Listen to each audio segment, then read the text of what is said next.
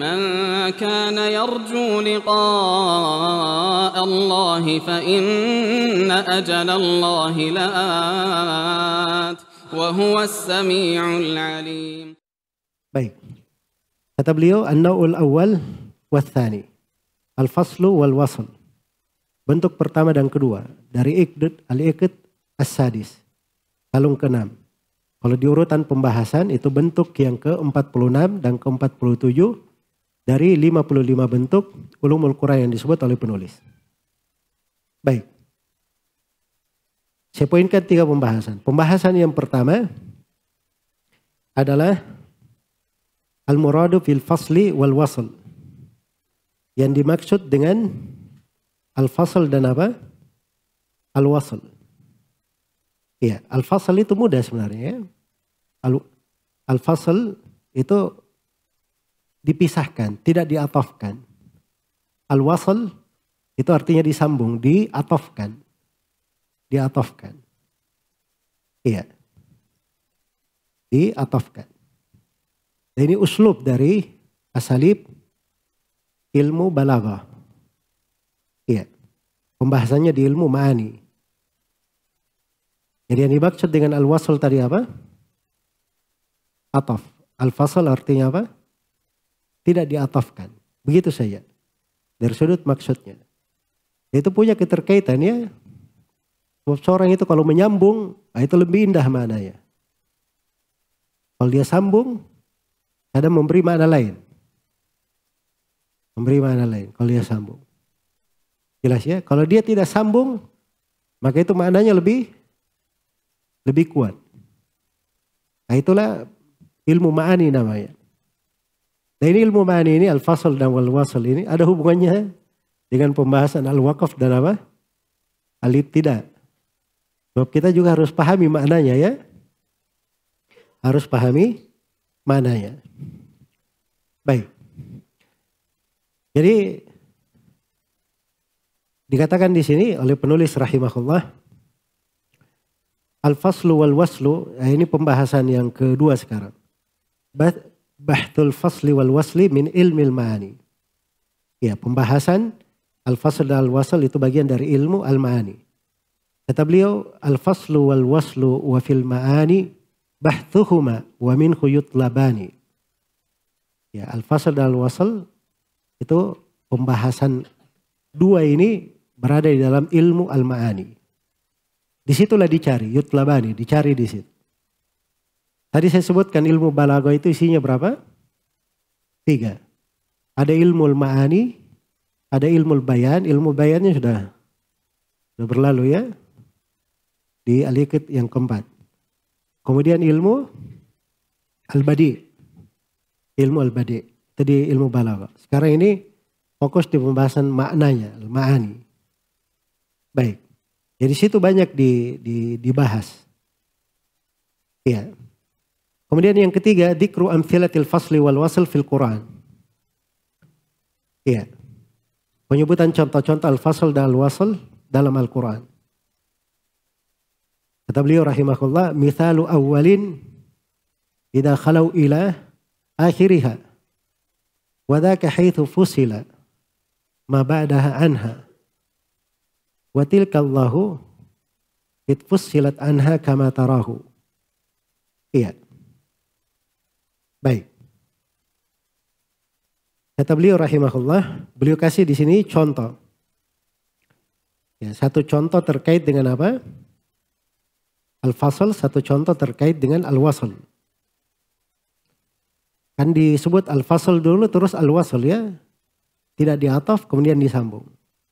Mithalul awal, berarti ini contoh al-fasl. Ila khalau ila akhiriha.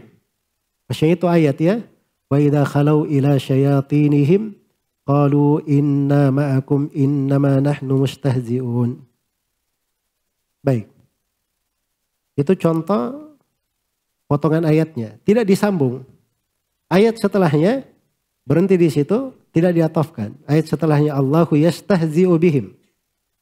Nah, ini dua tempat ini harus difasal, dipisahkan. Jelas ya? Karena ini berbeda. Jadi ini kan penyebutan tentang kaum munafikin. Kalau dia pergi kepada syaitan-syaitannya, maksudnya teman-temannya kaum munafikin, mereka berkata, kami bersama kalian, kami hanya mengolok-ngolok. Nah, itu ucapan mereka. Selesai. Maka dijawab oleh Allah Subhanahu wa taala, Allahu yastahzi'u bihim. Allah membalas mereka. Membalas mengolok-ngolok mereka. Jelas ya, ini jawaban. Jadi ini harus terpisah sebab beda ya. Iya. Ya kalau antum sambung misalnya, wa idza khalau ila syayatinihim qalu innama nahnu mustahzi'un Allahu yastahzi'u bihim. Nah, itu jadi nggak benar dia ininya. Dari sudut balaghah, dari sudut makna, itu akan menjadi tidak enak didengarnya. Jelas ya? Dan itulah bentuk dari kenapa penting di sini difasal. Nah, itu dari sudut ma'ani. Jelas ya? Baik.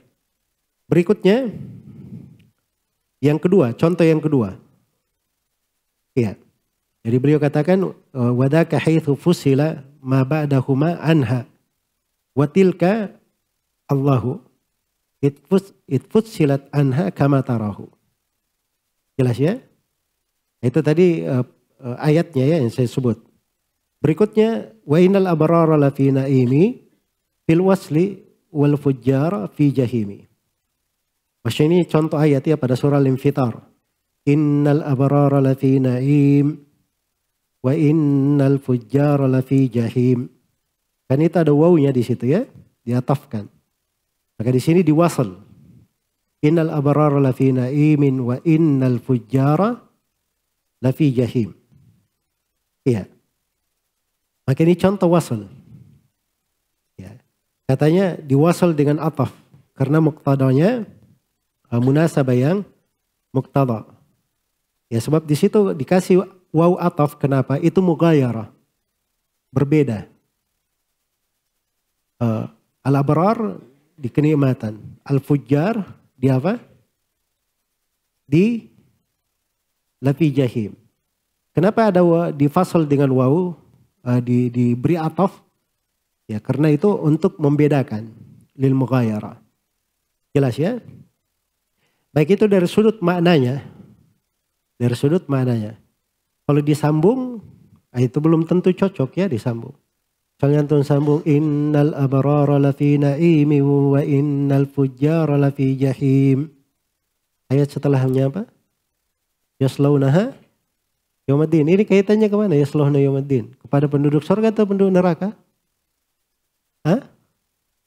Penduduk neraka kan? Jadi kalau disambung di bacaan itu tidak cocok. Tapi kenapa diwasal di situ secara balaghah ada wawunya? Nah, itu untuk mughayarah. Karena waw taqtadi al-mughayarah. Menunjukkan perbedaan. Itu asal makna waw. Ja'a Muhammadun wa Amrun. Datang Muhammad dan Amr. Muhammad bukan Amr. Amr bukan Muhammad. Kan begitu asalnya. Jelas ya? Baik. Jadi ini terkait dengan ilmu al-ma'ani. Ilmu al-ma'ani. Baik. Ada tempat-tempat yang dikatakan wajib di situ difasal. Wajib untuk difasal. Iya. Dan ada tempat-tempat yang dikatakan wajib untuk di apa? Untuk diwasal. Wajib untuk diwasal. Misalnya wajib untuk wajib untuk difasal ya. Iya.